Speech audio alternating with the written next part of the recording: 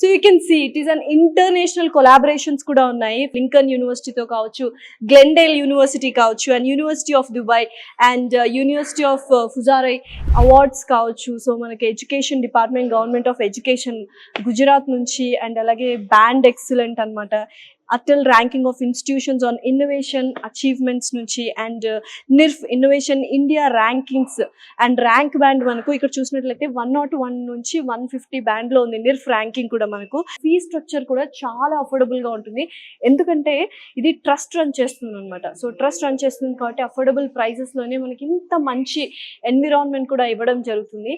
And placements గురించి అయితే చెప్పక్కర్లేదు. సో ఇప్పుడు వెళ్ళి ల్యాబ్స్ చూద్దాము, లైబ్రరీస్ చూద్దాం, క్లాస్ రూమ్స్ చూద్దాం, ప్రతి ఒక్కటి అమేజింగ్గా ఉంటుంది. సో మీరు ఎవరైనా ఇంజనీరింగ్ చేయాలి అనుకుంటే, ఎస్పెషల్లీ మన తెలుగు వాళ్ళు కూడా ఇక్కడ చాలా మంది ఉండడం జరుగుతుంది. హాస్టల్స్ కానీ, అకామిడేషన్స్ కానీ, ఎస్పెషల్లీ ఫుడ్ కూడా వాళ్ళు చాలా టేక్ కేర్ చేస్తారు. తెలుగు ఫుడ్ ఉండడానికి తెలుగు షెఫ్ని కూడా తీసుకొచ్చారనమాట.